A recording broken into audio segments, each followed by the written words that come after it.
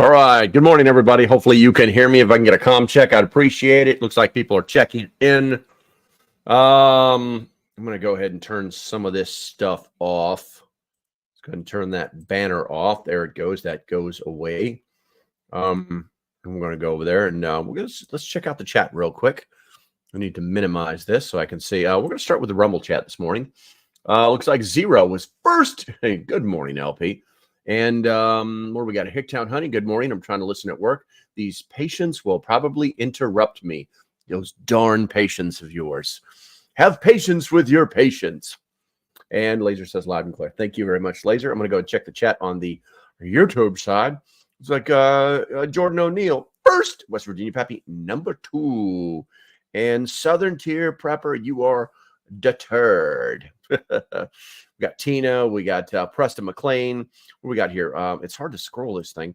We got Cod and Swivel said, good morning, sir. It's been a minute, but I got time today at work. 5% Friday. Tina says, Prepper Cat. No, Tina, that was actually Worm. There's a story behind Worm. We now have Dose Prepper Cats. And then everybody else is telling me, Limachari, loud and clear. Yeah, what's up, Colin?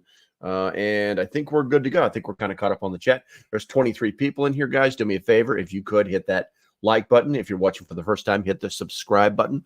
I try to do this Monday through Friday, 7 or 5 days a week. And obviously other videos on the side. This video actually anywhere from 45 minutes to an hour. And then but like 2 hours worth of prep. Now, if anybody who knows anything about preparedness, good morning, Deborah. Knows that there's an issue. There's an issue. I've got this whole show lined up for you. And then the sun decided to throw up all over the earth.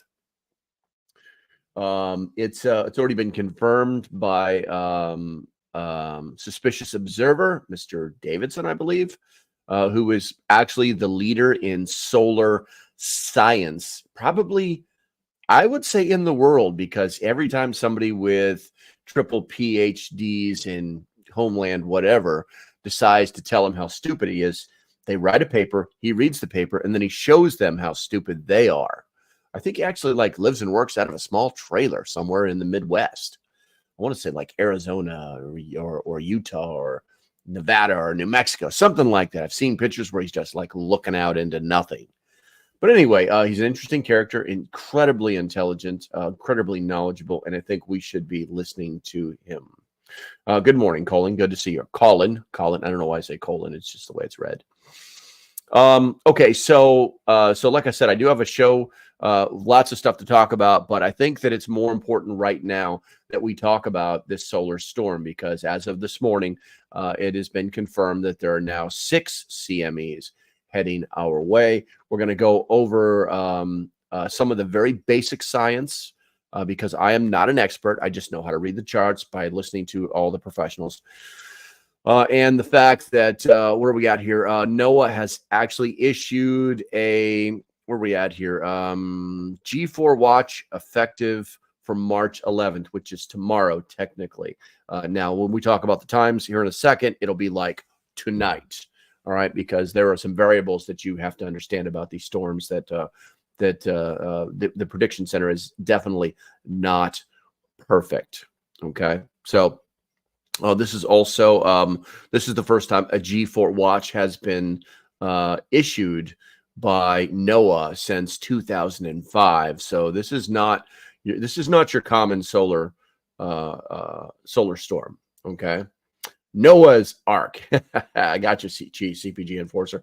And Ian, good morning. All right.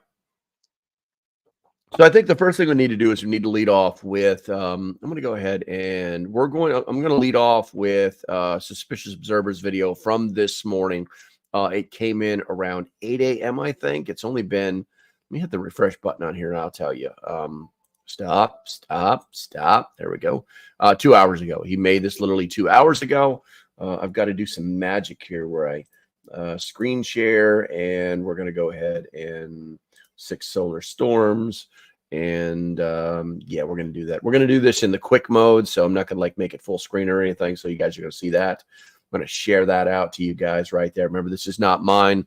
This is Mr. Davis, whatever his name. It's his. But he's on YouTube, and we're gonna execute our public access in the domain license to use whatever we want that is not copyrighted. And I don't believe any of his stuff is. He's a pretty straightforward guy. All right, so let me know if you guys are getting the sound off of this. I'm gonna turn this up a little bit, and let's do a sound check on the video to make sure it's coming through. So here we go.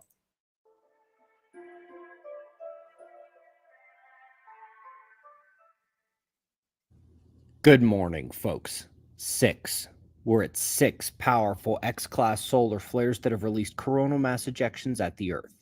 Our last 4 videos covered the first 4 and the start of the 5th, and here we'll break down the totality of the event, the solar storm forecast, and more.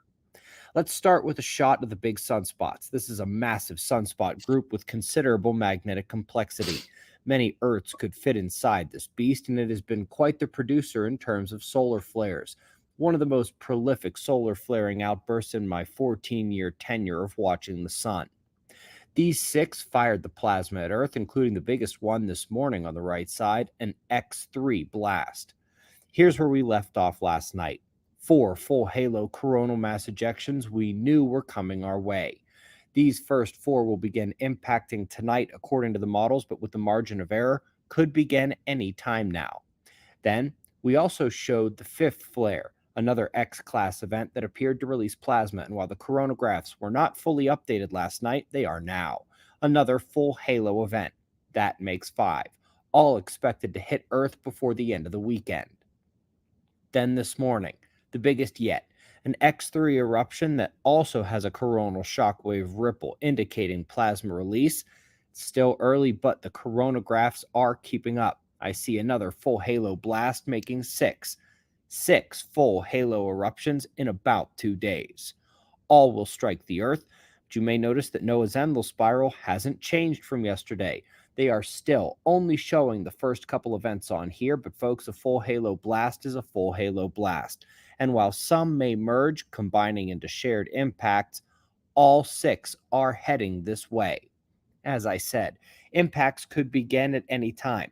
They will continue through the next 2 to 2.5 days, and the geomagnetic storm conditions will last 4 or 5 days, and perhaps even a bit longer with the reverberations. This was our forecast probabilities for solar storm level that will be reached as of last night, but as we jump from 4 to 6 near certain impacts, percentages are going up.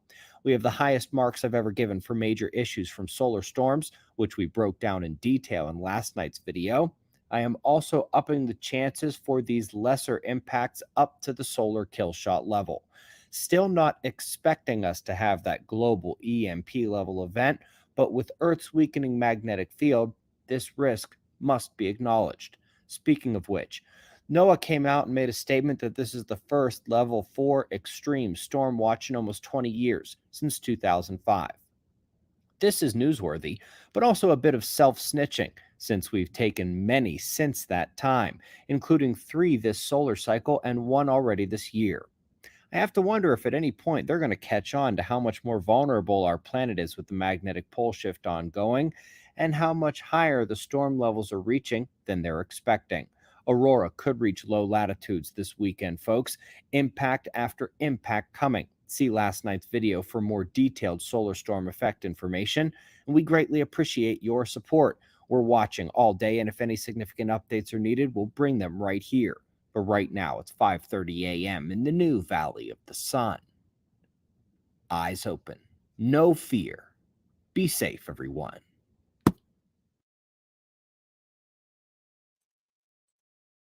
Okay, so you can as clearly see that this is actually something. Where's my picture of that? There we go. This is actually something that we need to be thinking about, and it's kind of important, you know.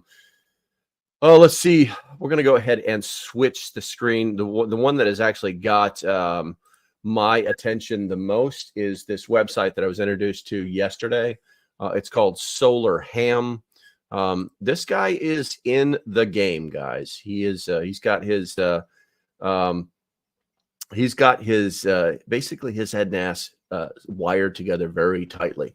And one of the things that caught my attention was he does this forecast based off of all the available data, and he had upgraded this from a G3 to a G4 somewhere around 8 o'clock last night.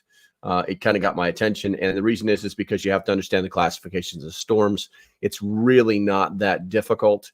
So we're going to take a look at these very, very, very quickly. And if you guys didn't know this, artificial intelligence is almost in everything now. So I actually use the Brave app, and the Brave app actually uses artificial intelligence now too. It's kind of weird, but you can literally ask it questions in the search bar. So if we look at the classifications of the storms, you know, the G1, weak power grid, fluctuations can occur, minor impact on satellite operations possible. Migratory animals are affected at this and higher levels. The aurora is commonly visible at high altitudes. And then you move up to G2 storm. That's intermittent satellite navigation and low frequency radio navigation problems may occur, and HF radio may be intermittent, so it can actually start interfering with HF radio frequencies at the G2 level. Voltage corrections may be needed on power systems, and false alarms may be triggered on some protection devices. I'm not sure why the screen is. Oh, I know why the screen's doing that. Okay, that makes sense now. And then 3 is a strong storm. This is intermittent satellite navigation and low frequency radio navigation problems may occur, and HF may be. Let me see if I can make this bigger for you guys. I don't know if that does it or not. And navigation problems may occur. HF radio may be intermittent. Voltage corrections may be needed at power stations, and false alarms may be triggered on some protection devices. Power systems may see widespread voltage control problems, and some grid systems may experience complete collapse or blackouts, and transformers may suffer damage. So you can see that on the scale from 1 to 5, 3 really is the middle. It's like half of this stuff that was in 2, and then half of the stuff that's in the G4. So when we go to the G4, which is what they're actually predicting right now, this is all official. This is coming through NOAA. It's being supported by all of the solar scientists and study groups. That it is coming. It is coming, and then it's just a matter of where and when it strikes. The prediction is very vague, but you know. I think that it's something that we need to be thinking about. And then obviously the G4 is considered a severe storm. Disruption of HF radio communications and some satellite operations may occur. Power systems may experience complete collapse or blackouts, and transformers may suffer damage. Increased risk of false alarm on some protection devices. Now, we're not even going to read 5 because 5 is like, this is, you know, it's bad. 5 is just bad. They can't even classify 5, to be honest with you. And if we go back to the original website, which is solarham.com. Matter of fact, I'm going to drop this in the chats for you guys so you can do your own research. Let me throw that in there for you, and let's go ahead and throw that in there for you. And it looks like Truth Speak Dag showed up. Nice. Good Boys Guild is here. Good morning. Window Liquor showed up. I got to read this. Just a thought that wheel the little mouse is running in my head is turning. Okay. Deborah says maybe our current president will migrate out of the White House. Level 5 is a kill shot. Yeah. I'm not really into kill shots because, you know, we would see it coming, but it would have to be so massive that it's, I don't know. It's like, let's not talk about doom and gloom because that's crazy. Everyone should have their Faraday cages ready. Preston says, absolutely. If you don't have some kind of Faraday protection device, you should probably head down to Lowe's and buy yourself a can with a lid and some metal tape and some cardboard, because that is the minimum, and it works. It works. Mine is a little bit different. I'm actually going to make a video today on mine. It's going to be very short, sweet, and to the point. It may actually be a short because I don't really want to tear everything out of mine. So JDM showed up. Good morning, Minority Reporter. They cut part of the flare feeds, so might be even bigger birds on the way. That's possible. Does an EMP shield help with solar flares? Absolutely. Well, basically a CME is an EMP. It's just natural. It's organic. It's homegrown in our solar system. But yes, the EMP shield will protect your vehicle from CME effects, basically an electromagnetic pulse that has been thrown at us by the sun. It will protect your vehicle. It'll protect whatever you have it hooked to, basically. What's a quick cage for people? I think I just said that minority report, but I will do it again. I would head down to Lowe's, Aces, whatever hardware store you can find a metal trash can with a tight fitting lid, and then some cardboard, and then you line the entire thing with cardboard so that you don't have any direct connection with your device that you're putting inside of it. And then you put that lid on it and make sure it's nice and tight. And then you seal that lid up with metal tape. Now, let's see here. Mylar rolls ASAP. I need my Mylar rolls ASAP. JDM says, I'm just going to use tinfoil. That's because that's what you probably have. But I don't know, JDM. JDM's been around for a while, so she may just have herself a little Faraday bag for her gear. We're going to talk about this very briefly, because it's not like you're going to get a Faraday bag by tonight. It's just not going to happen. So you're going to either have to construct something or hodgepodge something together that is going to work for you. Now, here's the information you guys need to know. Okay, so if we're looking at Solar Ham, they've got this broken down. Now, remember, everything is in UTC time. So whatever times you see here, okay, zero is should obviously in your brain go midnight. All right, what you need to do is just what is it? That's it. Is it add, or I think it's you just minus it 4 hours from the East Coast time. For instance, let me see here, UTC time. Let me be accurate about this. All right, so current UTC time is 1:47 p.m. It's currently 9:48 here. Well, whatever. And let's see, show this 9, 10, 11, 12, 1. So 4 hours. So UTC time is 4 hours ahead. So if that's the case, and this storm gets crazy right around midnight, from midnight to 6 a.m., then we're going to have to back that up 4 hours. And that's going to be 8, 9, 10, 11, 12. So 8 p.m. tonight is in the range of this major piece of the storm. So basically from 8 a.m., oh my God. So according to this looks even worse, but major and severe storm is supposed to be red. I mean, and that's red, but why is this bigger and why is it pink? Because there's no scale for pink. And then they actually identify it down here as being a larger scale on a minor storm level. The numbers don't jive, guys. So I'm gonna chalk this up to my lack of understanding on how these particular things work. So basically from 8 p.m. Eastern time tonight until 12, 11. I mean, it's pretty crazy. Tomorrow afternoon, I'm going to say tomorrow afternoon is when we're inside of that envelope for the possibility of something bad happening. Now, will this change? It'll probably change twice, maybe 3 times today, but I would guess only twice. NOAA loves to only do things once every 4 hours, sometimes 3 hours. I would ask people just to pay attention to what is happening. Okay. Let's not sit on our laurels. Let's just be adults about the whole thing and be prepared for these things that may or may not happen. Now, no one's perfect. And the other side of that is you got to still live your life. You got to still live your life. But there's nothing saying that you can't put your phone in a Faraday bag. Okay, that you can't put your phone in a Faraday bag that comes in lots of prizes. No, I'm not selling them. I'm not even going to give you a link to them. But there's nothing saying that you can't, by the way, when you go to bed tonight, turn your phone off and throw it inside that Faraday bag or throw it inside your Faraday cage. And those are the things that I recommend that you do. And so that that this is like, let's go ahead and look at that right there. This is actually, I'm going to go ahead and bring myself up because the graphics that I have up, they're not working for, let me see how let's see. I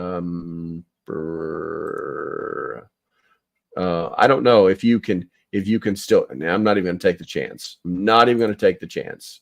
We're going to do that right there. Okay. So this is actually the NOAA Space Weather Prediction Center. And they're throwing out a lot of these little graphics right here. And let's see here, media advisory, NOAA forecast severe solar storm, media availability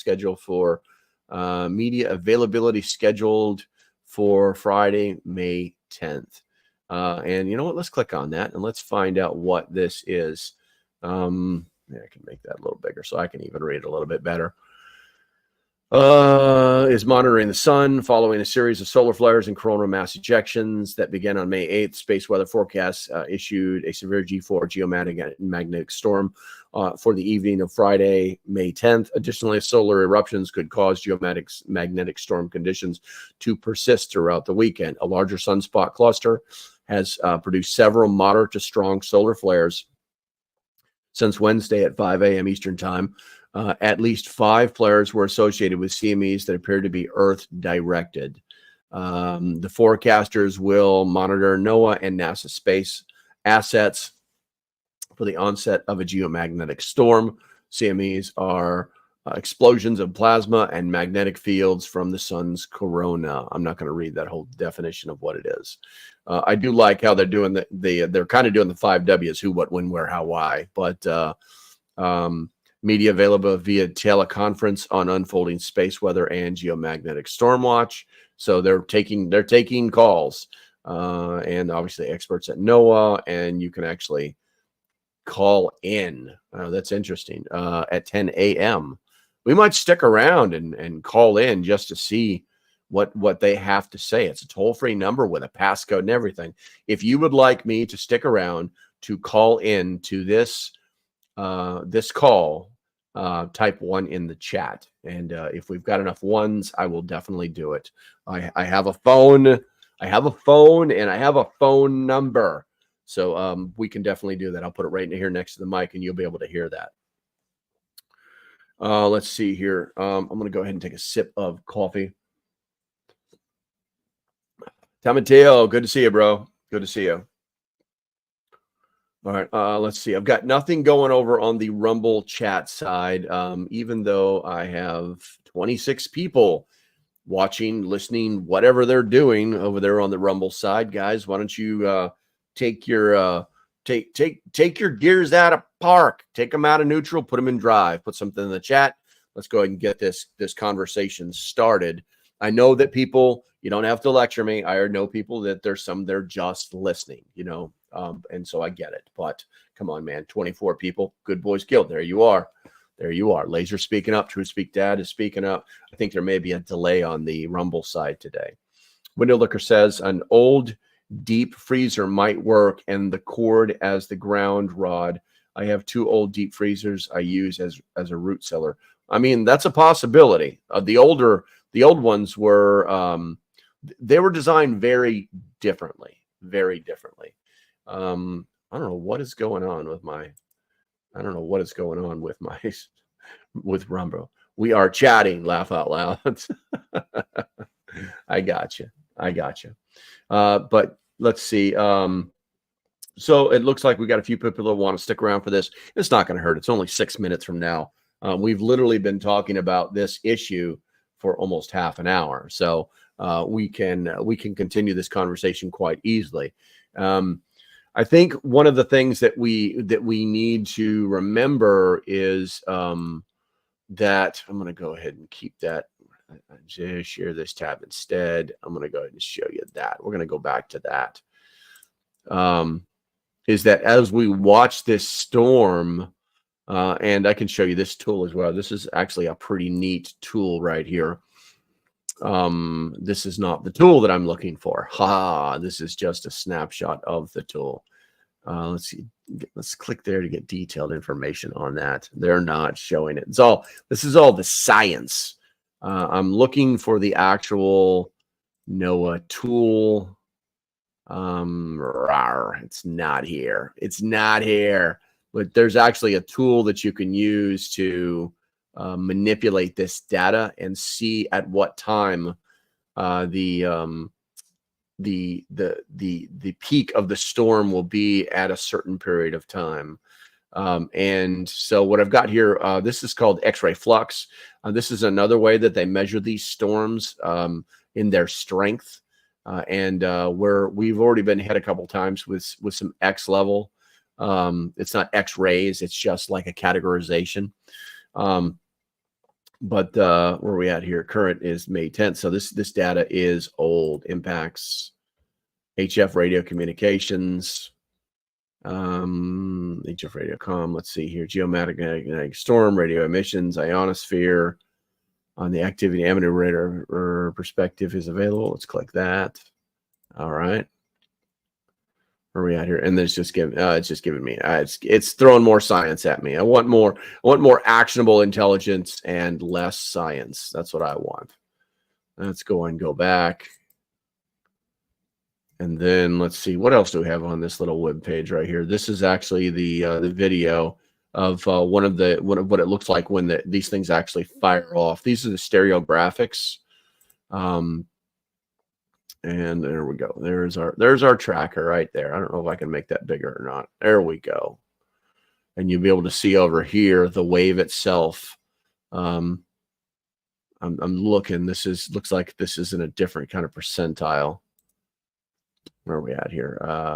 This one right here, maybe. And this is the actual wave as it comes at us. And this is where it's predicted to be. And these are our planets that it's supposed to have an impact on.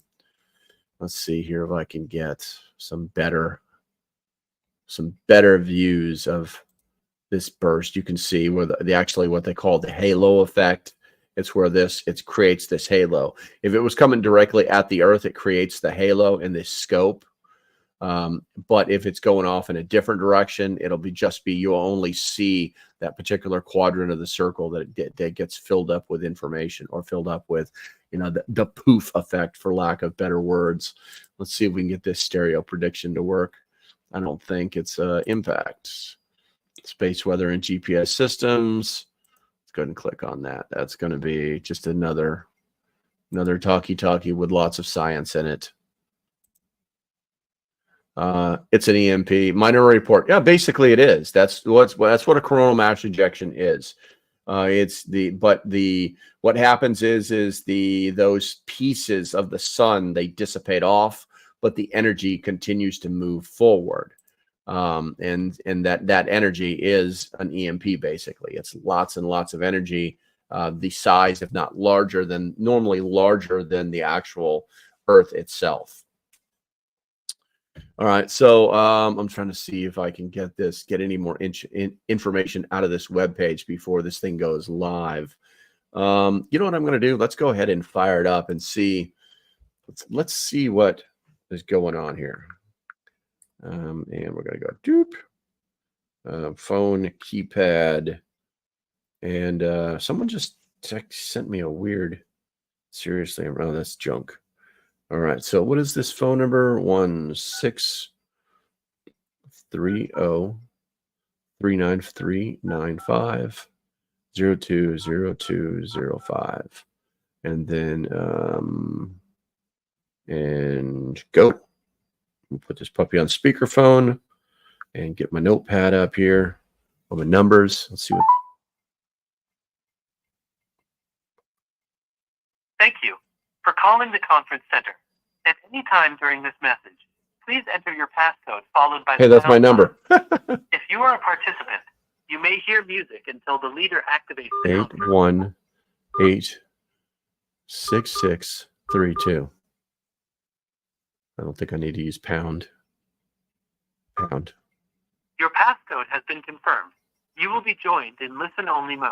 Okay. The conference is being Good. recorded. If you object, you can disconnect now. Okay, so we're set up, guys. It's right underneath the microphone. Were you guys able to hear? I'm going to go ahead and move that away from the mic for right now.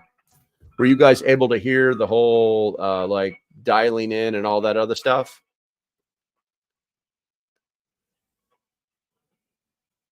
Now the Earth will, thank you, Window Liquor. Now the Earth will be extra charged for a while, causing earthquakes.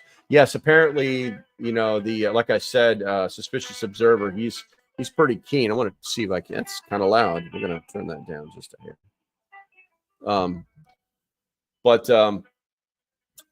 He's written so many things on the connection between solar flares, solar energy, solar CMEs, those eruptions, those changes, even sunspots, and how they actually affect the Earth.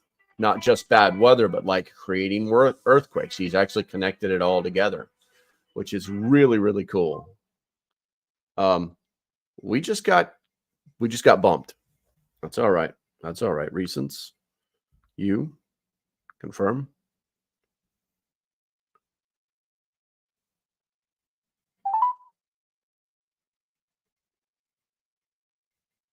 Thank you for calling the conference center. At any time during this message, please enter your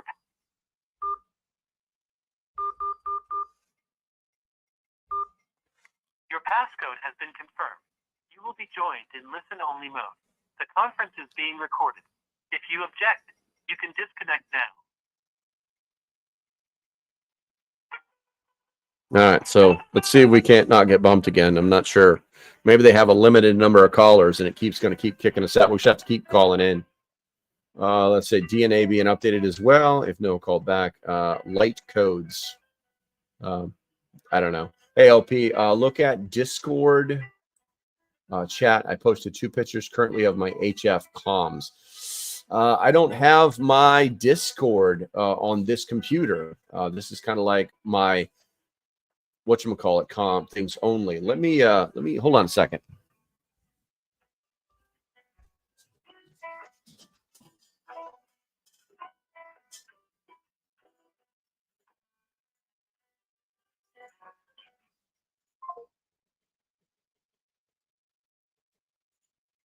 Yeah.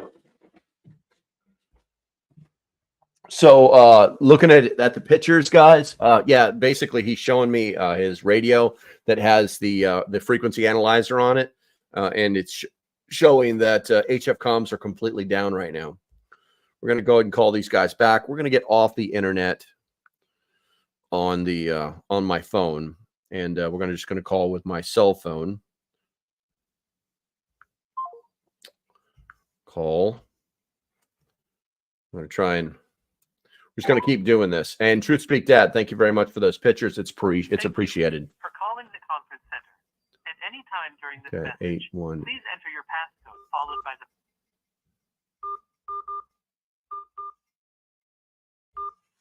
Your passcode has been confirmed. You will be joined. Okay, it's completely gone. Gotcha. The conference is being recorded. If you object, you can disconnect now. Yeah, it's pretty interesting what's already starting to happen. You know, if we go to, hopefully we won't get kicked off again. We're going to go back into the detailed forecast. Let's go ahead and hit the update button here. And it looks like it's still the same. Also, it's probably local to me, but we just lost water pressure. Well, that's everybody check your faucets. Hopefully you got your water prep set up.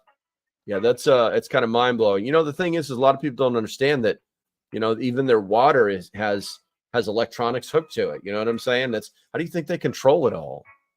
It's just that easy. So it's kind of mind blowing what's happening in general. But you know, I guess this is why we prepare. You know, honestly, I'm kind of hosed with where I live because West Virginia Pappy says losing my power for a few minutes. Yeah, the storm is off. So what they say in the prediction center. Welcome and thank you for standing by. And we're starting. Listen-only mode until the question and answer session of today's call. At that time, if you wish to ask a question, please press star 1 on your phone. Here we go. In addition, this call is being recorded. If you disagree, you may disconnect at this time. I would now like to turn the call over to your host, Erica Shaw. Thank you, and you may begin. Thank you so much, Sandy, and good morning, everybody. My name is Erica Groche. I am a Public Affairs Officer for NOAA's National Weather Service, including the Space Weather Prediction Center, or SWPC. So if you hear us refer to this organization as SWPC, that is the reason. This morning, experts from SWPC will provide information about the unfolding geomagnetic storm event that began with a series of solar flares on Wednesday morning. This call is for the working news media and is being recorded. If you do not want to be recorded, please hang up now. If you are not a member of the press, you're welcome to listen in, but please do not attempt to ask questions at this time. We need to reserve this time so reporters can ask their questions. And thank you so much for your patience with this. I know a couple people have had issues getting connected, but hopefully it is smooth sailing from now on. And today we have with us Sean Dahl, the service coordinator for the Space Weather Prediction Center. He will be the lead speaker for this media telecon. Also joining him is Brent Gordon, who is SWPC's chief of the Space Weather Services branch, Brian Brasher, SWPC's project manager, Rob Steenberg, a space scientist for SWPC, Mike Betway, the SWPC operations chief. Sandy, please explain the process for asking a question. If you'd like to ask a question, please press star 1 on your phone. Please unmute your phone and record your name clearly when prompted. Your name is required for you to ask a question. If you need to withdraw it, please press star 2. Thank you. Hey, thank you. And thank you, Sandy. I'm going to turn it over now to Sean Dahl. All right, thank you, Erica. Thank you, Sandy. Welcome, everybody. As I mentioned, I'm Sean, service coordinator at the Space Weather Prediction Center. And we decided to hold this because we have a very rare event on our hands. The last time that we issued a G4 watch, which is a geomagnetic storm watch for severe levels, that 4 level on our 1 through 5 scale was 2005. We have a high confidence that a series of coronal mass ejections, which are blasts of energetic particles and magnetic fields that depart the sun, are directed right towards Earth. Some are catching up with other ones. So our level of confidence is high that we will have an arrival of this CME, or the beginning of these CMEs, as early as this evening, Eastern Daylight Time, kind of later in the evening perhaps. But the timing is, there's less certainty with the timing, so keep that in mind. If we do reach the G4 levels, the level of response could mean that there could be some infrastructure effects, but we have notified all of our infrastructure operators that we coordinate with, such as satellite operators, communication folks, satellite operators, and of course the power grid here in North America. So they are able and prepared to take mitigation efforts as much as possible throughout this event if it should unfold to the levels that we currently are anticipating. Also know that these levels, it does take things that we don't know yet to get to the severe levels on this scale.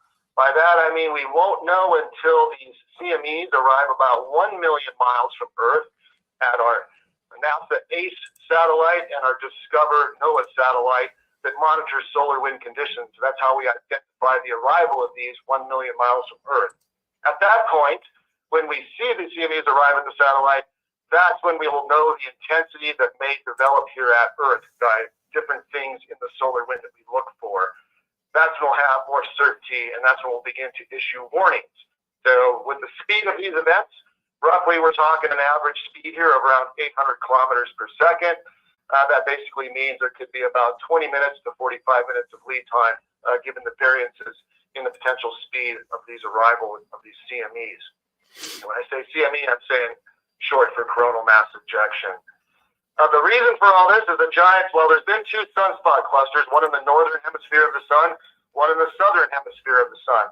So even prior to Wednesday, we were experiencing a large number of solar flares. These are blasts of strong energy that come from the sun, and we detect these with one of our satellites here near Earth, one of the GOES satellites, and we measure those in X-ray flux strength. And we've been reaching the R1 levels quite frequently, R2 levels a lot, and even R3 levels on our scale. So that's into the strong realm. Beginning Wednesday, another sunspot cluster. That one was the northern hemisphere, and that's since rotated to and beyond the limb. But since then, we've had another sunspot cluster develop that is one of the largest ones and more complex ones that we've seen in the solar cycle, perhaps the most complex so far this cycle. And that region has begun producing flares as well, which was not unexpected. We've been expecting our probability has been continuing to go up throughout the latter part of this week. And sure enough, we've been having these flares and now the coronal mass ejections that can sometimes be associated with these. Additionally, one other piece of information I'll throw out there that has just happened is our NOAA Space Weather Scale covers three categories. One is HF radio blackouts, which is associated with solar flares. Of course, the geomagnetic storms that you're familiar with, the G scale, and then one called solar radiation storms, which is the S scale. We've been expecting that the region here is likely to produce a solar radiation storm at the S1 levels. That just happened. A warning just went out for that because it's in a favorable location now for arrival of some particles here at Earth. What does that mean? Not too much. That's the fairly low end of our scale. It does mean things to some rocket launch operations and satellite operators, but at this point in time, it's nothing that can't be handled as far as we understand it. But the potential for stronger events, of course, does exist, and we'll see if any materialize. With that, I think I've given you the lowdown of everything I want to bring up to you. The key point here is that critical infrastructure operators have been notified that this is the first G4 watch we've issued since 2005. And that the activity is not over. The region is rotating as the sun rotates. So although it did produce another coronal mass ejection overnight, associated with another flare that we had at the R3 levels. That one is being analyzed now to see if there's any Earth-directed component to that. And I say that because as the region rotates, it becomes in a less favorable position to have a CME arrive and aim directly here at Earth. The other ones were aimed directly at Earth. However, it becomes more favorable for these radiation storms, which we are now beginning to see develop. With that, I am done, unless my colleagues here, Mike, Rob, or Brent, have something to add at this point. We are ready for Erica to take back, or Sandy, and distribute questions. Thank you. Thank you, Sean. That was a fantastic overview, and the rest of our time is reserved for Q&A. And please, reporters, remember to give your name and affiliation when you ask a question. And Sandy, can you just remind reporters on the line how to ask a question before we get started? Certainly. If you'd like to ask a question, please press *1. Please unmute your phone and record your name. Your name is required to ask a question. If you need to withdraw your question, please press *2. One moment while we get the first question. And if you know who you would like this question directed to, feel free to address that person, but it is not necessary. Okay, one moment, please.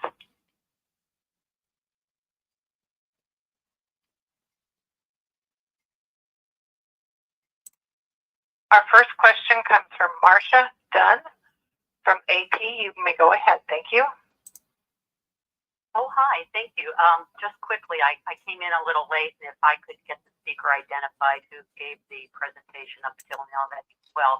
But so many of these flares and CMEs have been happening. What's the how many? Do you have any idea of how many flares and CMEs have been already happened just this week? So far this week, and what do you anticipate could be the worst situation here on Earth?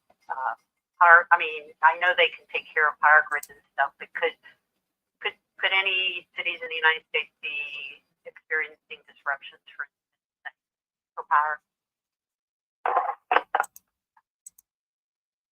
Okay, we understood and received the question. I can't tell you at this time because I just don't know. I don't have that figure in front of me, how many flares. And this will be difficult to give you an idea. I think what we'll do is focus on the R2 levels because the background level of the sun for some extensive amount of time has been sitting at the R1 levels. So we'll focus on R2 and above flares for you. We'll send that out to Erica and she can disseminate it accordingly to everybody. With that, as far as the worst situation expected here at Earth, that's tough to say, and I wouldn't want to speculate on that. However, severe levels is pretty extraordinary. It's a very rare event to happen. And when we notify the critical infrastructure operators, to include the power grid, they're able to adequately prepare to spin up procedures, spin up and make sure alternate equipment is working and lines are at their top notch. They may suspend maintenance. But the key element here is that they know what's causing anything if the situation unfolds. Then they'll be able to take the proper steps to help mitigate and control any developing problems. The worst situation would be, historically would be something like from 1859, the year 1859, something we refer to as the Carrington event. It's called that because of the astronomer's name, after who happened to notice a giant sunspot cluster was on the sun. And what happened is about 18 hours later, a CME arrived at Earth, unbeknown to the time of what's causing this, of course. And extraordinary things happened. The aurora was seen down as far as Central America. The reports maybe it was seen in Hawaii.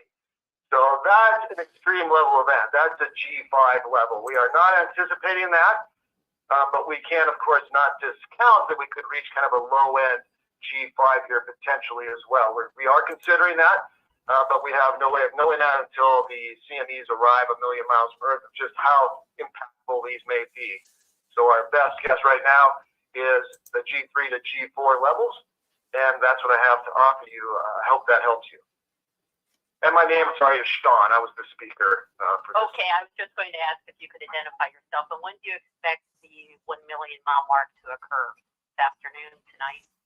If our timing is absolutely perfect, it would be this evening, say somewhere around 8 o'clock Eastern Daylight Time, roughly, give or take a few hours. But that's if the timing's perfect. Like I said, we're less certain on the timing of these events because we're talking about something from 93 million miles away. That's extremely difficult to forecast with a very good degree of accuracy, the arrival of these events, because there's so many things that go on in what we call the solar wind out there that can, make our timing measures off by hours here in some cases. But this one, we have a very good high confidence level of an arrival on Earth. That's just less certain on the timing. And one last question, if I might. So you think that Alabama... Actually, I'm so sorry to cut you off, but I really want to make sure that other reporters get an opportunity to ask questions. So I'm going to send it back to Sandy for another question in just a moment.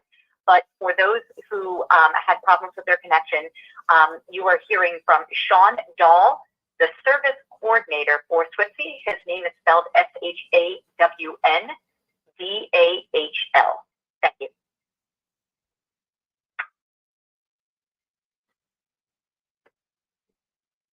Okay, our next, Can you take it to the next report? Yeah. our next reporter is Paul Gross. And Paul, can you please give all your affiliations for us? Yes, meteorologist emeritus at WDIV-TV in Detroit. And just two very brief questions. First of all, the impulse that we're expecting, is this to be expected to be a single impulse, or because there have been multiple flares and things, is this going to be maybe a series of a question is just simply the satellites you referenced. Are those at the L1, L2 points, the Lagrangian points? I just want to know for my own knowledge about that thing. Hi, Paul. I'll start that for you. Yeah, we're referring to the satellites that are located out of the L1, which is called the Lagrange point out there. That's a stable area that's easier to maintain and orbit directly between Earth and the Sun, as the Sun's gravity and the Earth's gravity kind of equalize right there. It's a very easy place. As far as what we'd expect to see, 1 million miles from Earth, that would be an arrival. What Paul's referring to, everybody, is something called a sudden impulse. What that means is it's a shock arrival. Think of a massive cold front, a very strong cold front, barreling into your location. And the winds suddenly go from nice calm and the birds tweeting to bam, your trampoline is toppling over somebody's fence. Okay, that's what a sudden impulse is. That's a shock arrival, the beginning of the CME. But then what happens is when the cold front comes through, a strong one, right? The temperature doesn't necessarily drop immediately. Sometimes it takes a little time, and then the temperature begins to plummet as a continental polar air mass from Canada moves into your area. Similar here. After the shock arrival, then we anticipate to see a strong magnetic cloud carried along with the CME being stretched out from the sun. That's when we can see the magnetic field strength increase dramatically, 4, 5, 6, 7, 8 times the normal background level, depending on how strong this tends to be. And that's when we really start to see reactions. The one thing I'll throw out there for you all is this is a large measure of uncertainty. It's very important to how this magnetic storm develops here at Earth or intensifies is the orientation of that magnetic field. This is not something we have to deal with in terrestrial weather. We know a front's coming, we know the temperature is going to drop and the winds are going to pick up. But with these magnetic clouds from these CMEs, think of a magnet. If you take two negative magnets and you try to put them together, they don't connect, right? Same thing here. We need to know what the orientation is because Earth's magnetic field is pointed northward. So think of your thumb pointing up, a thumbs up. Along comes the CME. If it's pointed the same direction as Earth, we may not get an initial strong reaction. We should with the CME barreling into Earth, but then it may settle down. But if it turns south, the opposite of Earth, now the magnets connect. And that's when activity can really escalate. Just had a power fluctuation here, guys. I don't know if you saw that with the lighting or And not. I think the last thing you asked about was would we see multiple shocks arrive out there at L1? Yes, we could. Some of these have caught up with others. So honestly, we're not quite sure what to anticipate here, although we do expect to see one nice shock arrival, followed by possibly another one or two as other CMEs have departed the sun. And do my colleagues have anything to add here? Yeah. Well, this is Brent Gordon. Did a great job of describing our current situation. This sunspot cluster has been sending off new, very large coronal mass ejection about every 6 to 12 hours. And one happened overnight that we found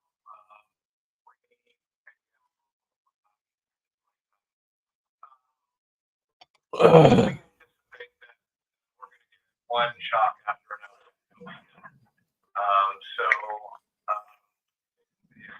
We're really buckling down.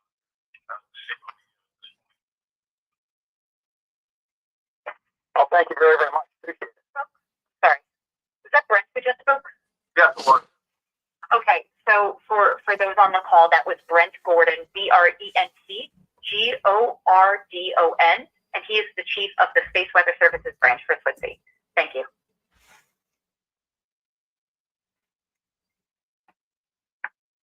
Our next question comes from Jeff Bromfield from NPR News. You may go ahead, sir. Hi there. Thank you so much for doing this. My question was, can you just explain how the mechanisms by which the CMEs can potentially damage systems on Earth? I mean, satellites, power lines. I noticed you mentioned pipelines. Like, how can they affect a pipeline on the ground? I assume that's like an oil or gas pipeline. And then also, how big is the sunspot complex in terms of the size of the Earth? Those are my two questions. Thank you. Hi, Jeff. Sean here. I'll give you an idea of the sunspot group. We figured that's somewhere around 16 times the diameter of Earth in its overall aerial coverage and extent. That's one of the largest spot clusters we've seen in some time. As far as your other questions, I'm going to turn that over to Robert Steenberg. He's our main space scientist here attached to the forecast office. Rob? Okay, hello.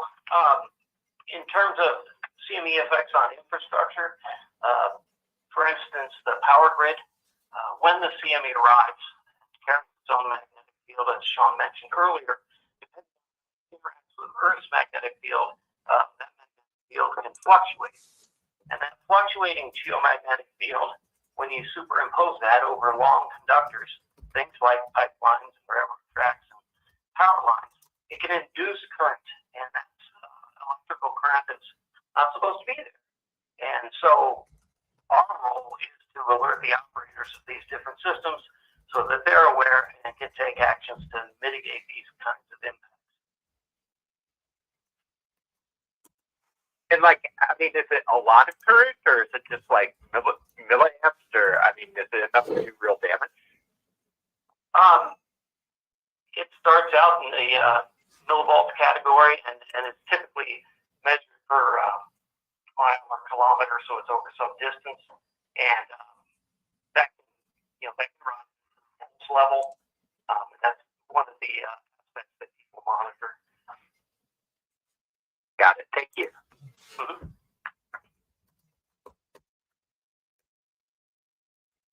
Our next question comes from Brian Sullivan from Bloomberg News. Hi, Okay. thank you. Quick questions. One is, I missed the first half of your presentation. How far south do you think the aurora is going to be able to be seen? And then secondly, this big sunspot cluster, will it come back in a couple weeks? I was going to use my phone for a second. Thanks, Brian. We heard that. The second part of your question, that'll take a little longer than a couple of weeks, but yes, this one's pretty large. We'll see if it survives the full rotation and we see it return to the left side of the sun, what is actually the east side of the sun, here in several weeks. Well, as far as how it would behave at that point, there's no telling, but usually these don't come around a second time packing as much of a punch as they did originally, but time will tell on that. And as far as how south the aurora goes, once again, there's a lot of nuances to that. We don't like to get into the realm too much of a rural prediction. We leave that to private enterprises mainly. But the general trend for these events as they unfold, let's say we do get to G4 levels and a decent G4 at the right time in the late evening to post-midnight hours, then the aurora could perhaps be seen as far south as Alabama and northern California. Do my colleagues have anything to add there? Yes. The only thing I'll add to that, Brian, is with technology and phones, we've been seeing some amazing aurora shots even further south. So things that the human eye can't see, your phone can. And so we'll be interested in how far south we're getting aurora images this time. Thank you. Our next question comes from Jillian Goodman from Heat Map News. You may go ahead. Hi, thanks so much for doing this. Obviously, the grid today looks quite different than it did in 2005. So I'm wondering, what are some of the actions that grid operators might take to mitigate this induced That's a current? great question. I'm also especially wondering how this will affect the grid with more renewables on it. Obviously, if this is coming at night, could we expect increased activity on solar panels from this radiation, and could it affect battery storage? What are the effects on these systems that are more oriented to renewables? Thanks. Thanks, Jillian. Rob Steenberg is going to handle that for you. Okay. Those are all good questions. In terms of the particle impact on solar panels, fortunately, with our atmosphere and magnetosphere, we don't have to worry about that on the Earth's surface. Now, satellites in space, particularly beyond our protected magnetosphere, do have to worry about that with regards to their solar panels. You're right, the grid is different than it was in 2005 with the addition of renewables. But what's been excellent is we've been working with the power distribution community over the past decade to help them better understand space weather, and their engineers have taken that information and used it to build systems that protect the power lines more rapidly than they could before. So we've seen improvements in technology on the grid that get triggered by these events and that work to protect their different assets. Other things they can do are simple things like deferring maintenance if they have scheduled maintenance and keeping systems online that they'll need during the event, and in some cases taking systems offline. And I'll add one thing to that, Jillian. When we're talking about impacts to the power grid, we're talking about the high voltage transmission lines. That's where these currents can develop. It's not on anybody's line going from a small transformer to their home. It's only really developing on the high voltage transmission lines, which creates problems for the major transformers to control out that distribution. Thanks. Thanks so much.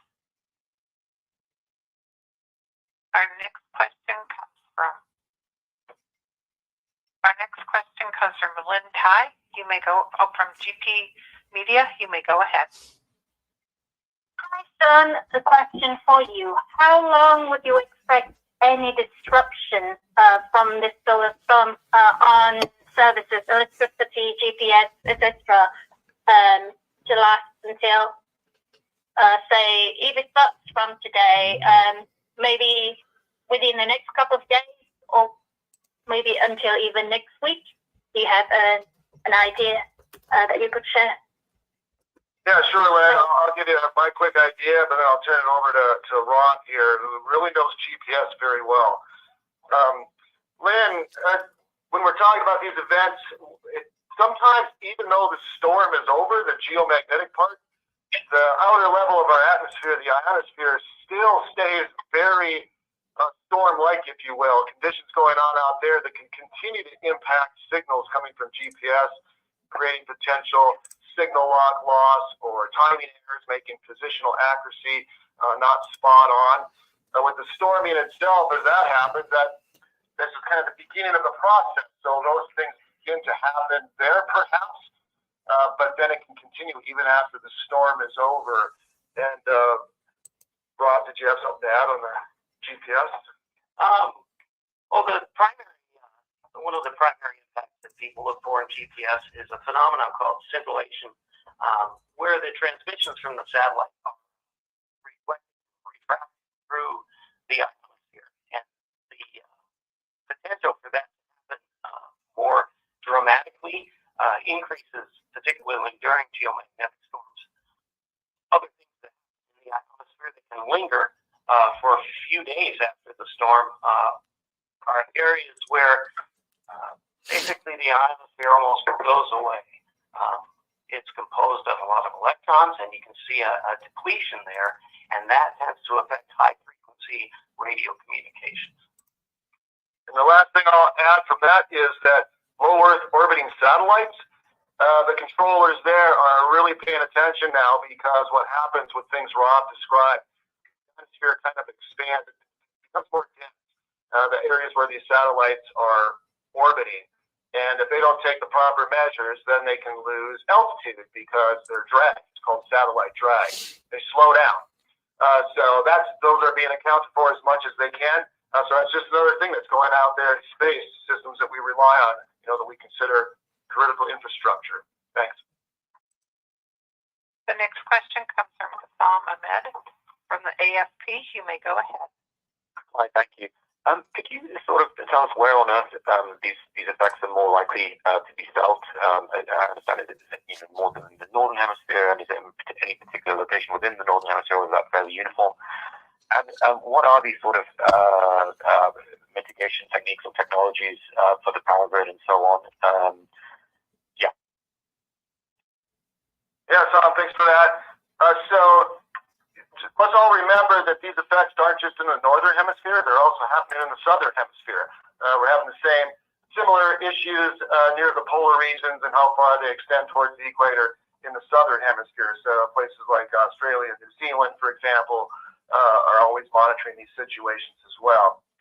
As far as what we would see here in the Northern Hemisphere and the extent of these, once again, it's difficult to say. There's a lot of nuances that go on, a lot of things that we just don't know as these situations unfold and develop. You know, like where the currents are really going to drive and pick up on the power grid. You know, what satellites are actually going to feel and notice things. What HF frequency communication systems are going to have problems. But what we do know is however far the aurora oval extends, is like an overhead or near overhead, people that are trying to communicate with HF radio will have difficulty. And as far as Europe goes and compared to North America, there's changes and differences in how our geomagnetic latitude is. And here in North America, that kind of extends down further south in the upper Midwest and northeast part of our country, which means those areas are always a little more likely to see an aurora further south than, say, somebody much further to the west at the same latitude. Did any of my colleagues here have something to add? Yeah, I'll check. Sounds like a great question. You asked the specific technologies that the power grid is using. You know, so in the U.S. and in North America, the power grid is alternating current. You know, what these storms are injecting into the power grid is DC current. And so I don't specifically understand the exact nature of these devices that they put on there, but essentially they are detecting DC currents, and when they get to a level that's going to cause them concern, it's simply like a breaker interrupts and they're able to reroute around it. Okay, that makes sense. Thank you.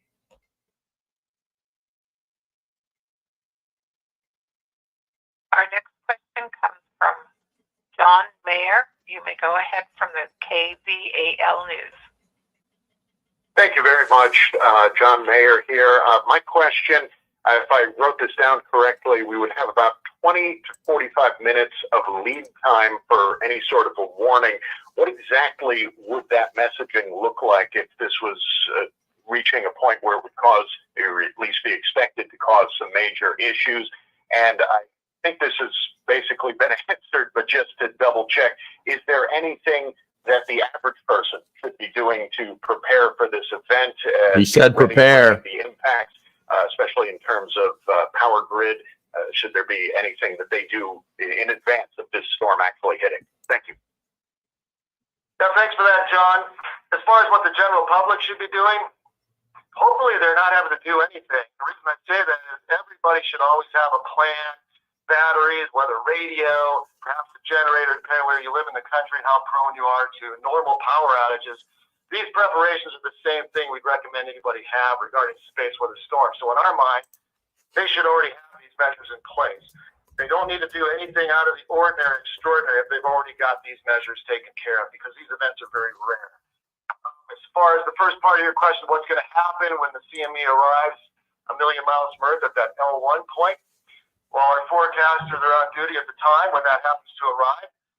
They're going to verify that indeed that is arrival, because of the engineering aspects of our spacecraft out there. Sometimes we have things that aren't exactly correct.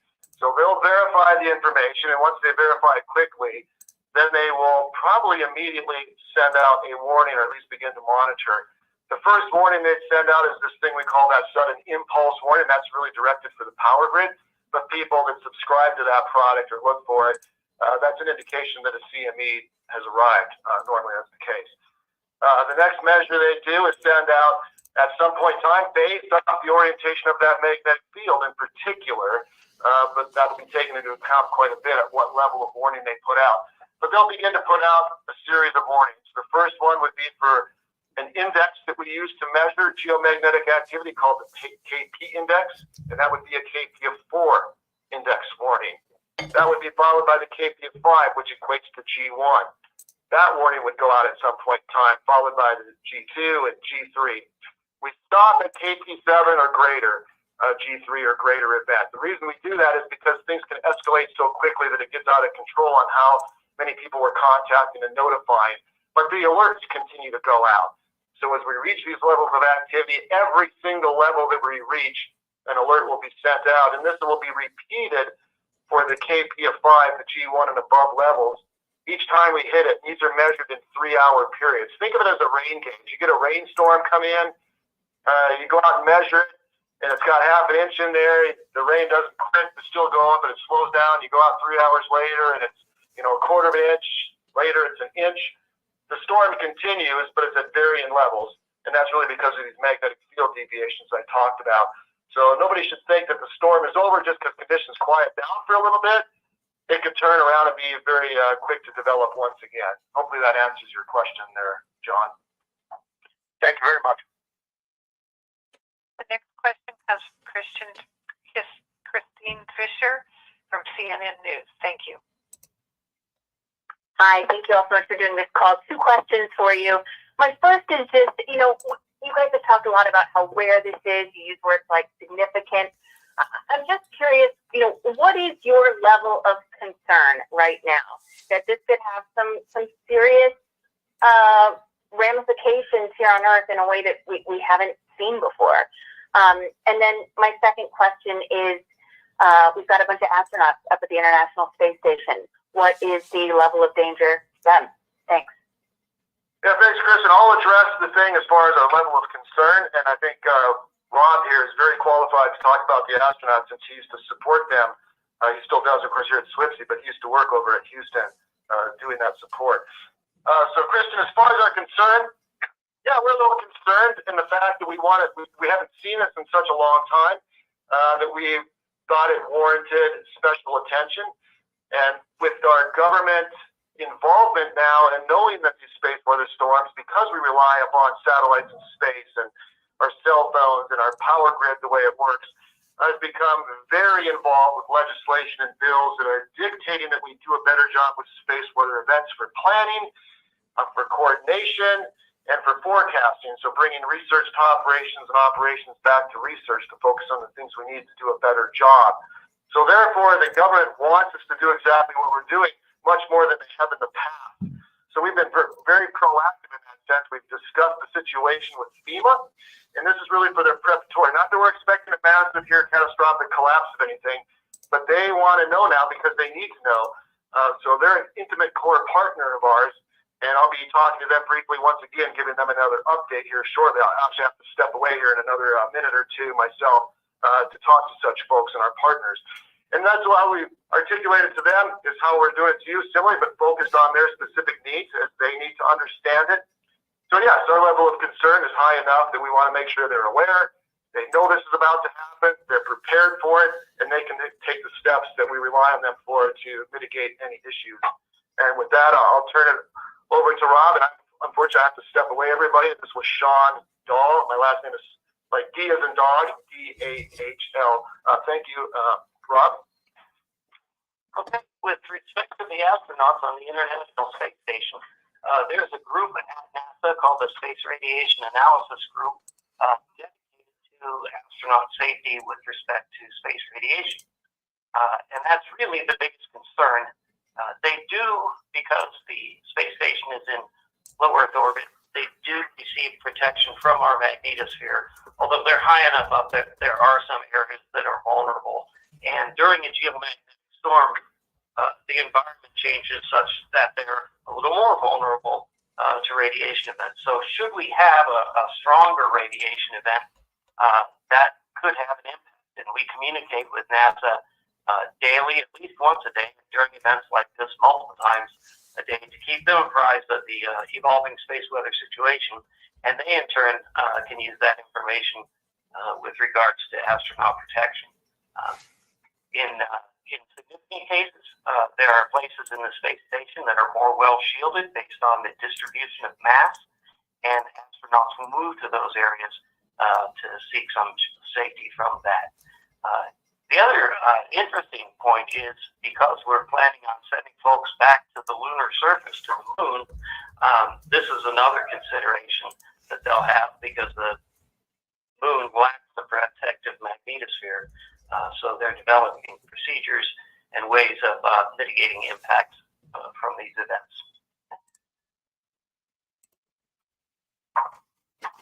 Thank you. And you guys have talked so much about the power grid. Can anybody just address the potential impact on like ATMs or cell phones?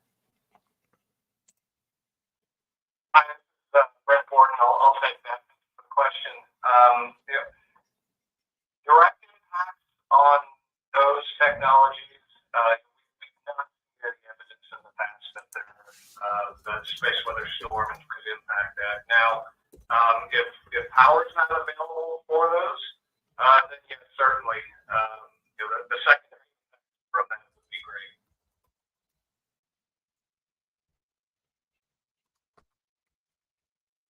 Our next question comes from Katrina Miller from New York Times. You may go ahead. Hi, I had two quick questions. Hopefully, the first was, when was the last G4 storm? I'm seeing conflicting information on the website and what's being told here. Like, I keep seeing that it's the first severe storm watch since 2005, but then elsewhere I see that there was a severe storm in March 2024. So if someone could confirm that, that would be great. And then my other question was, should we think of the solar storm watch as the way we sort of think about a tornado watch versus a tornado warning, as in, like, we're on guard with a watch that you can go about your business, but when there's a warning, you should head to the basement. Thank you. Hi, Katrina. This is Mike Bedley, the operations chief here at SWIPC. I'll take the first question. The last observed G4 was indeed in January 2005, and that's when we had our last watch out as well. So that was the last significant G4. We did have a G4 event. We've actually had 3 of them so far this solar cycle, which began in 2019. We've had 3 since then. They've all been rather weak. The last one, like you noted, was in March of this year, March 23rd. And it only lasted for about a couple of hours, and it was on the low end of the G4 scale. So we didn't see too many impacts from that. So what we're expecting over the next couple of days should be more significant than we've seen, certainly so far this solar cycle. And then your second question, I think, was correlating this between tornado watches and warnings, and I think Brent is going to chime in for that. Yes, hi, Katrina. Tornado watches and warnings. The geomagnetic watch that we have on right now is really saying, get prepared. Something's coming. The warning is, it's here. It's high confidence. We're going to get hit. Similar to a tornado warning. It's saying that. And yes, this is the first time we've issued a watch. But yeah, we've certainly been warnings this year already for a G4 level. Thank you. Thank you. Our next question comes from Steve Herman from Voice of America. You may go ahead, sir. Thank you. Society is a lot more dependent on GPS since it was in 2005, and that technology obviously did not exist at the time of the 1859 Carrington event. If we hit G4 or higher, what are the likely noticeable issues with navigation and other GPS-dependent devices in North America and Europe, from an event of this level? What can happen during this is Rob Steenberg, but what can happen during these geomagnetic storms are the creation of areas within the layer of the atmosphere called the ionosphere that disrupt the signals from the GPS spacecraft between those and the receiver on the ground. In some cases, in the most severe cases, you'll see a loss of lock, so the receiver will lose lock on the satellite, and then that information, this navigation and timing information will be unavailable until it is able to reestablish the lock. Now, these features are, in a relative sense, relatively small, and they move very quickly. So outages within months should not be prolonged. It's going to depend on the number of spacecraft that are available to connect to the receiver and where they are on the horizon. Additionally, now several global navigation satellite systems out there, and many more modern receivers take advantage of those as well. So there's a wide variety of spacecraft providing information about position, navigation, and timing. And so while the threat is there, it's mitigated somewhat by the presence of all these spacecraft. Thank you. Our next question comes from Kimberly Miller from Palm Beach Coast. You may go ahead. Hi, yeah, thank you so much for doing this. So earlier a question came about the watch and warning. So what should people be taking action on if a warning is issued? What should we be doing? So this is Rob Steenberg. I'll take that. So for most people here on planet Earth, they won't have to do anything. Everything's working like it should. Grid will be stable. They'll be able to go about their daily lives. In certain sectors of the economy, like the power industry and aviation, there's some mitigating efforts to take to work around the particular storm. But in general, the biggest thing and the most visible manifestation of space weather is the aurora. And so if you have to be in an area where it's dark and free and relatively unpolluted by light, you may get to see a fairly impressive aurora display. And that's really the gift from space weather is the aurora. Kimberly, this is Brent Coyne. I'll add to Rob's good response by saying, the big difference between a tornado warning and a geomagnetic storm warning is, in addition to the phenomena that we're talking about, but it's the intended user. So whereas a tornado warning is broadcast to everyone, essentially get out of the way. We're targeting a very specific audience. Those that provide protection to critical infrastructure, such as the power grid, so that they can take the necessary resources so that everyone else on the planet doesn't see any issue. Any chance South Florida is going to see an aurora? Perhaps with your phone. But if you have a clear night, not many clouds, and you put your phone to the sky, you may get it. We've seen with some of the recent events, we've seen them as far as South Texas and even a couple down in Central America. So it is possible, not likely, but it is possible. Just to aim it at the sky and take a picture? You may be surprised when you look at that image later. Might be actually a nice little treat there for you. Thank you so much. Thank you for answering the question. The next question comes from Ted Merrill from WOAY-TV. You may go ahead, sir. Oh, greetings. Can everyone hear me okay? Yes. Okay. So I have a couple of questions here. First of all, will the aurora potentially interfere with the visibility of the International Space Sighting, which is expected in my area early Saturday? That's just one question. I think they're still clear. I just had a pretty good power fluctuation here. CME events and auroras with the solar cycle. There appears to be some sort of a relationship between the CMEs and the aurora borealis occurring during and just after the peak of the solar cycle, such as the 1859 Carrington event in solar cycle 10 that Sean mentioned a little bit earlier. More recently, the Halloween storm in 2003, which occurred during solar cycle 23. And then in the current solar cycle 25, we've had a couple of them. So do you expect additional strong CMEs and auroras to continue over the next couple of years as we reach the peak of solar cycle 25 and then head towards the end of the cycle?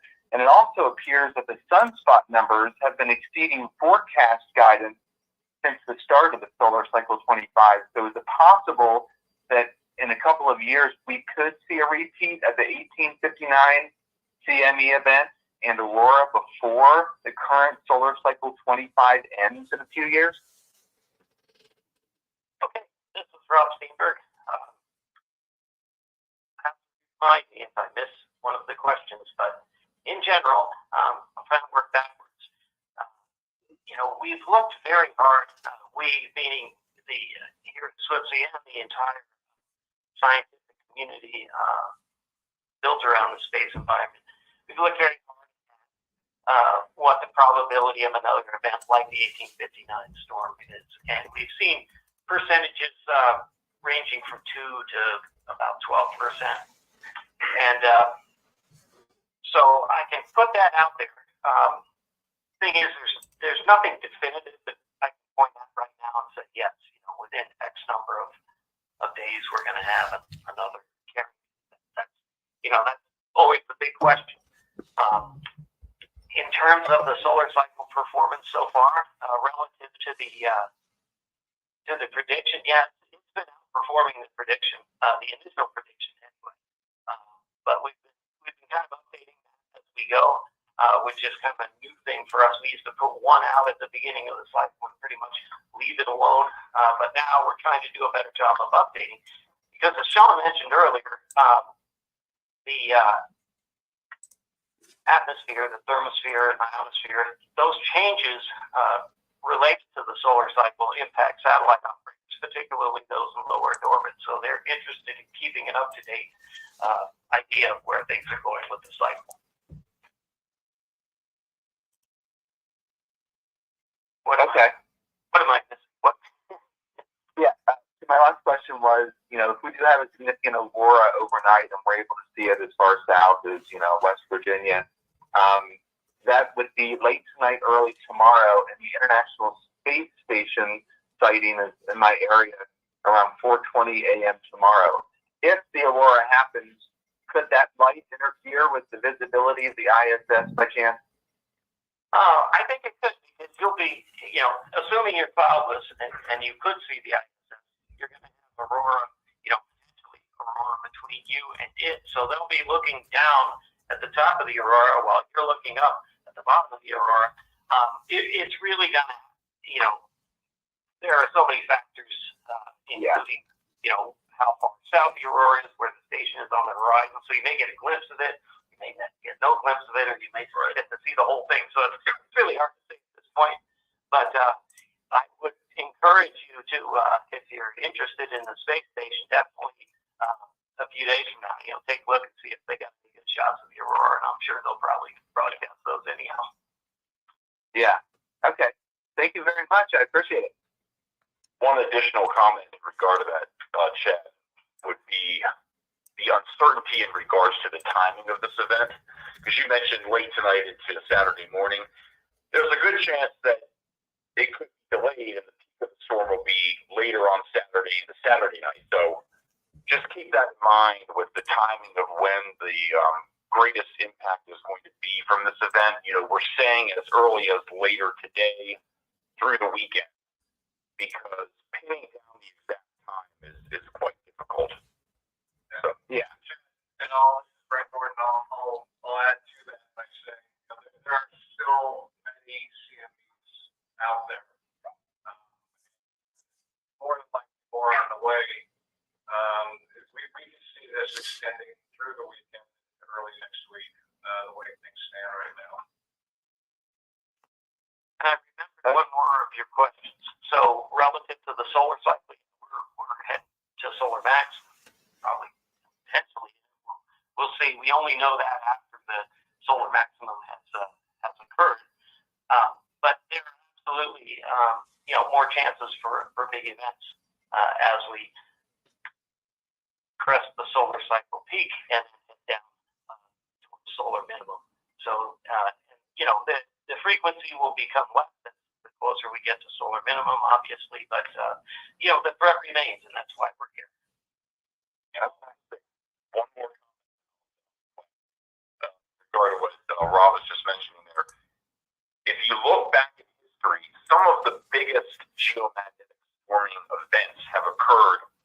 downside of the solar cycle. People often get very excited as we're heading towards that peak, and when we think we're approaching the peak, we're thinking, oh, maybe this is going to be the prime time, but actually we tend to get very big storms after that peak as well, so just keep that in mind. So, an example of that would be the Halloween storm in October of 2003. Yeah. I can't remember. It was I think it was about 1 or 2 years ago. It was in the fall of 2001, so that would have been about 2 years after the peak. Okay. All right. Good to know. Thank you very much. Well, Our next question comes from Peter Vogel from Catholic Newspapers, Vancouver. You may go ahead. Yes, thank you very much. I'm interested to know if the auroral activity this time might be enough to actually produce an aural, as in sound component.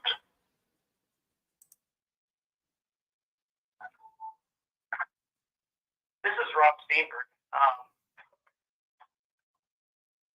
have never really considered that, so I don't. That's not something that we typically forecast. We think that we're going to have a pretty decent storm, though, and if that accompanies the aurora, then in terms of likelihood, it would be more likely than not with this storm, based on what we're expecting. Okay, thank you. But we do have sometimes crackling events with these auroras. Is that correct? I've heard reports of that, yes. I've unfortunately never experienced it personally. Okay, thank you very much. Our next question comes from Justine Palma from The Verge. You may go ahead. Hi, thanks so much for the call. I wanted to ask if you can expand more on how subsea fiber optic internet cables would be affected, and then what precaution preparations can you take in to avoid any internet disruptions, and then also wondering what the mechanism is that allows cell phones to capture the aurora even if our eyes can't. Thank you. With respect to the undersea optical cables, fiber optics, those won't be affected directly by the geomagnetic storm, but what can be affected are repeaters along those lines that continue to transmit the signal down the chain. Those rely on power, and that power can be affected by that. But I don't think we have any real-time yet with a significant storm in fiber optic cables under the sea. But I think from what I've read, there would be impacts, but they should not be to the level that would disable them. Does that mean that we wouldn't expect any internet outages? Off the top of my head, no. Unless there was a significant power outage that lasted for a while and started taking down these repeaters. And the great thing about the internet is it's the internet, so there's other ways to route things. We can have some localized impact. We can work on those. Yeah. Question about the cell phone. The way I can most simply describe it is cell phones are much better than our eyes. Light. Just go out on your back door and take a picture with the newer cell phone, and you'd be amazed at what you see in that picture versus what you see with your eyes. So because of that, because they're much more tuned to a visible wavelength than our eyes even are, we're seeing these images of the aurora so far south. Thank you. And I'm sorry, can I get the name of the first speaker who answered my question about the subsea cables, as well as if there were any precautions that those operators were taking? So my name is Rob Steenberg, and I'm not aware directly of any precautions that they're taking at the moment, but our goal is to keep everybody aware of how things evolve, but that's not a center input directly, so I can't speak too much to what.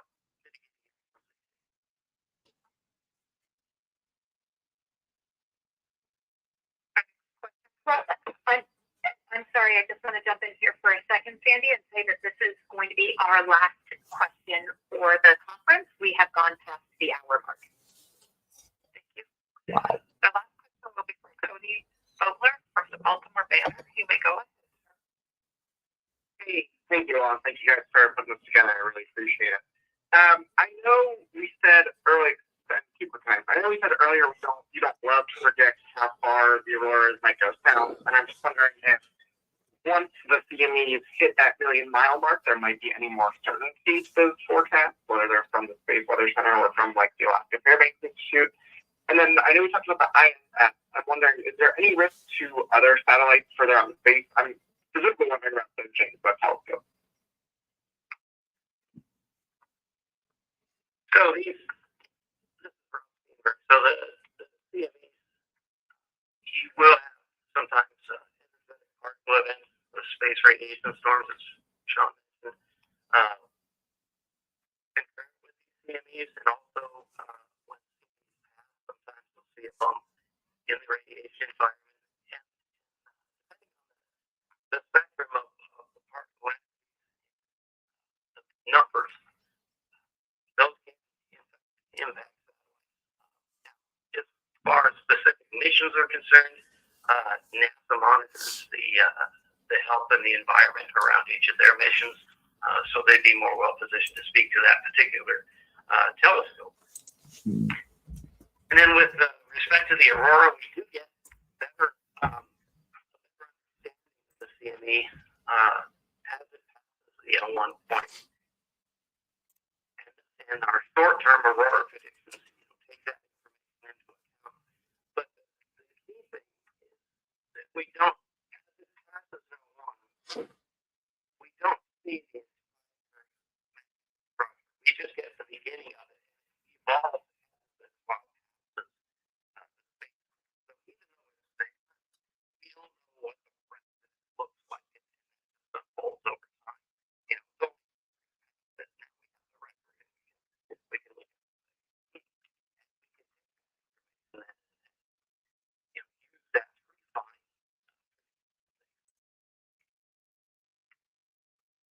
And that moment could come as soon as this evening, or it might be into this weekend. We just don't know for sure yet. Correct? Correct. Yeah.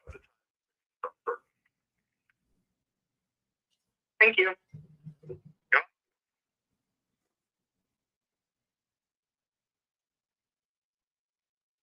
That was the last question. Thank you so much, Sandy.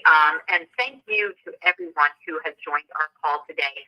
I've been getting a lot of requests for the names and job titles of all of our speakers. That will be included in the article that will appear on NOAA.gov. So within the hour, please go to NOAA.gov for more information. The audio file from this press briefing is also going to be attached to that article as soon as it's available. So please check back for more updates there. And of course, I am available at erica.grow.chey, that's erica.grow.cei@NOAA.gov. And if you got the media advisory, you saw my email there. Also, the rest of my team, nws.pa@NOAA.gov. You can access us there. Thank you again, everybody, and have a great day. Thank you for joining the conference. Thank you for joining today's conference. That concludes the conference. You may now disconnect and have a wonderful rest of your day. Okay, so as you can clearly see, it was a little bit more than we expected. You know, hopefully you guys have some Faraday bags. Hopefully you have some kind of Faraday protection for your important devices. I'm going to go ahead and turn that off. And why is this always like this? There we go. You know, I don't really know what else to say. I don't want this to be like doom and gloom. You know, if you've been preparing for anything like this, then you're prepared. If you're not, then you have some hours to do something. And if you're not going to do that, well, if something happens, then shame on you. But if something doesn't, then at least you'll sleep good tonight. Okay, I think with the stream, I need to turn that banner off. Let's go ahead and hide that. I think with the stream now going for an hour and 46 minutes, I want to thank all the people that were here. You may have seen me show some advertisements on there. Those are sponsors that sponsored Prep Stock. Prepstock.net is where you need to go if you want to get your ass to Prep Stock, Nebo, North Carolina. October 12th and 13th, or 13th and 14th. It's on the website, and I'm tired. Yeah, all the people that were like, EMP shield this, EMP blah, blah, blah. I need more proof. Well, I mean, okay. I'll just say okay. But if you want to save $50, use LocalPrepper, code LocalPrepper, and you will be able to do that. There are links for everything in the description. Guys, I think that's going to be it for today. I shall see you on the other side of the weekend. Also, look for that Faraday. It's going to be a short. It's going to be a very short video for my Faraday cage. All right, guys. As usual, stay safe. Have a great day, and I shall see you when I see you. Bye-bye.